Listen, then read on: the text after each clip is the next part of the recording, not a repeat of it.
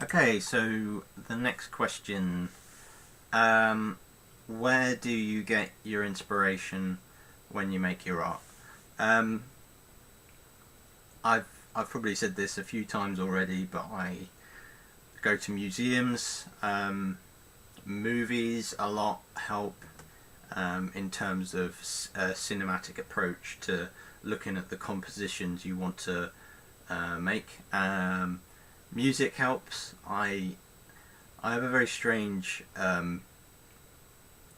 interest in music. My certain genres I listen to are very contrasting. I listen to a lot of metal, and then I always listen to a lot of kind of classical and kind of movie styled um, music. But whatever music gets you motivated, listen to it if you can. Don't get too distracted by it, but use it as a motivation tool. Reading, so that includes novels and fiction.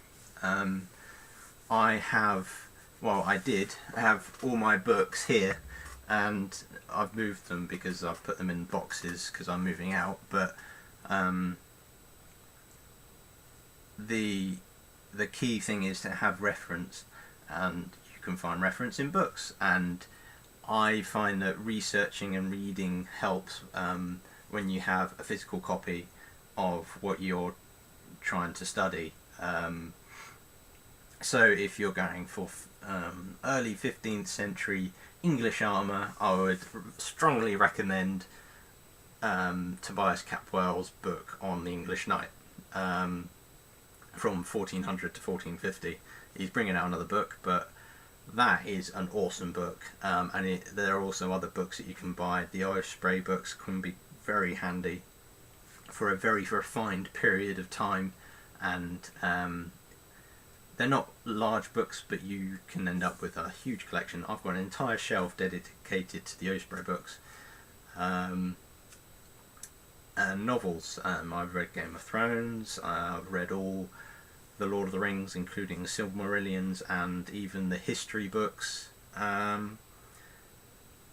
Researching, so I would strongly recommend going out, be proactive, research what you need to research, and look at it hands-on, so you get a first-hand reference of what you're trying to create or study.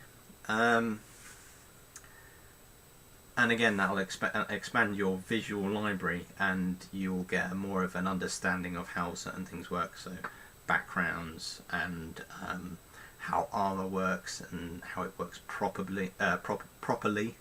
I always see a lot of armor that's done in a fantasy style that does not work at all as a design, and these can be done professionally and end up going through to 3D artists who create it, and you see them animated and it doesn't work at all. You see a lot of glitching going on, and that's just due to I would say exaggerated styles and lack of research. But definitely go out and try and research your stuff. That can be a huge inspiration, because you know what you're doing is getting right, and you are putting your heart and soul into it, literally. So yeah,